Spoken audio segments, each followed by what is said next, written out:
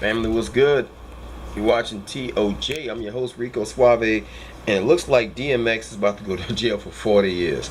I was trying to find a way to make a funny video out of this, but I really can't find this funny. I'm gonna tell you why. DMX at one point was one of my favorite. In fact, this nigga is still one of my favorite rappers right now. This mumble rap shit, they can't fuck with that. It seems that since 2003 and 2005, DMX avoided paying $1.7 million in taxes, bro. And the IRS, pretty much, they got him dead to rights. Apparently what happened was DMX, when he would get royalty checks, instead of cashing them and claiming them as income, he would just get his managers to take his checks and deposit them in their account and just pay him out in cash payments. Now, you gotta understand something. DMX is under heavy drug influence, and I ain't gonna lie, it's kind of funny, you know, to see the train wreck on a Yanla. He was like, you know, fuck it, I just did. You know, fuck it, bitch.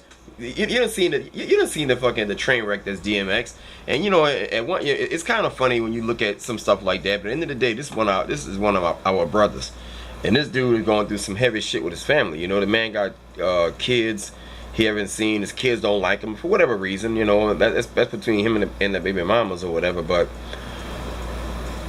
this man is paying. The reason I'm going to assume, I'm going to make a quick conjecture and a quick assumption. I think DMX ain't just being self-destructive and ignorant because he got a hood mentality. I think DMX is avoiding paying a nuclear amount of child support. And at the height of his career, this man had money, $50 million, upwards of $50 million. And I don't know if you remember when DMX went to jail those couple of times, he left his ex-wife in charge of all of his finances. And I think some kind of way she let one of his managers fuck him out of some paper, messed the whole bag up. Now what happened was, as he got, you know, as his star faded, he did less and less amount of shows. So DMX, apparently alleged to the IRS prosecution, he just started setting up different accounts in different people's name and just taking out cash that way. So my thoughts are on this guy named Scott Weiland. I don't know if y'all remember a band called Stone Temple Pilots. That was my fucking rock group. Scott Weiland, when he got divorced from his wife, Scott Weiland was on Howard Stern's show, and he was explaining to Howard Stern that because he was on child support, he had to pay his wife, listen careful, $60,000 a month. So it put him in a position to keep on doing shows. That's why when you would notice when there would be no Stone Temple Pilot albums, he would have to do Velvet Revolver. And Scott, so I always wonder why guys like Scott Weiland, when they would have, obviously, you know, a lot of royalty checks coming in, why would those guys not be at home just relaxing, chilling, you know, Rick Rossing it up? And when he got divorced, Scott was like, well, he was telling Howard Stern, my band members, they can smoke herb, they can get drunk, get fucked up, have women, but I'm the singer. If I lose my voice, I can't perform. So I was the one guy that was always just more of an alcoholic, and he overdosed. He unfortunately died from the pressure of having to pay child support for just 2 kids in California.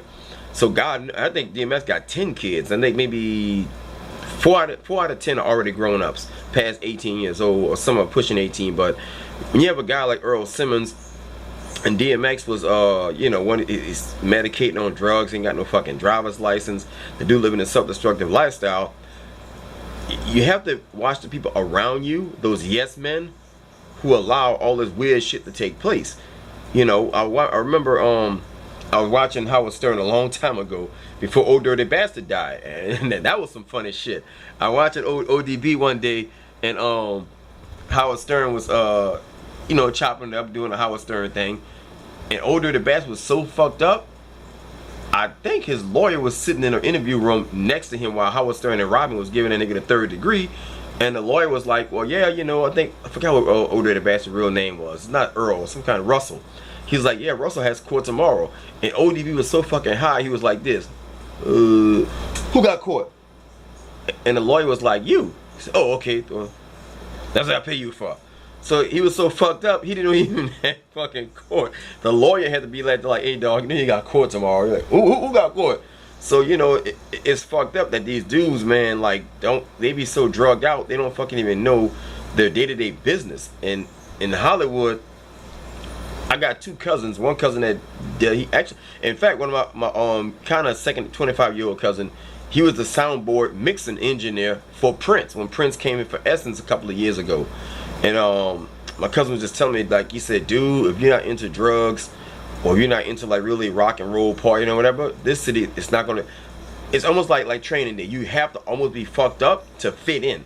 And if you ain't fucked up, you know what I'm saying, like managers and accountants and shit they won't fuck with you. So it's almost one of them things where you have to almost sell your soul to that beast, to that industry. And I remember that poem that DMX read on Def Comedy Jam. I think, as a matter of fact, when I post this video, I'm gonna actually put the link to his poetry, a poem that DMX did called "The Beast." So go ahead and look at that link. I'm going ahead and post this video now, guys. Those are just my thoughts, man. I think DMX, he looking at some real time. He has 15 charges against him of tax evasion, and a lot of guys don't understand that there's a big difference between tax evasion and tax avoidance. Tax avoidance is what I do. You know, you get all the receipts. I'm self-employed. You avoid paying the least amount of taxes because obviously who the fuck want to pay more tax other than a liberal? But I'm telling you, I have all the money I work for. If you're a regular person who got a Burger King job or a regular job, and you see those checks that says gross and then net, you know the fuck I'm talking about. So I keep the receipts for the parking lot, for gas, all of that stuff. So that's tax avoidance. Tax evasion, they got Al Capone. That's what, you know what I'm saying, that's what DMX not looking at. You don't fuck with the IRS, bro. And when those guys, if you watch the TV show Power, it's the same thing. When the federal prosecutors are on your ass, bro, they got access to all your shit. So you can't pretend that you don't know better. If you at least have some records. In fact, you know what this motherfucker did? DMX actually filed a bankruptcy, a fake affidavit in bankruptcy court, and according to the prosecution, they unsealed the documents. He put that he made $10,000 one year. Like, somebody, like, you're not gonna have 150 grand worth of jewelry on and claim that you made 10,000. And in 1 year he put unknown. So he can blame it on drug abuse. He gonna get some help in jail. And I ain't trying to laugh at D, but you know what I'm saying? It's just a tragic situation. So I'm gonna keep my eyes open for the trial, and I think he gonna do some time. He got 17 charges, 7 or 15 charges. Either way, he's facing 40 years, bro. So I think this time they're gonna get DMX. I think OJ Simpson coming out and DMX going in. Anyway, guys, hit like, share, subscribe.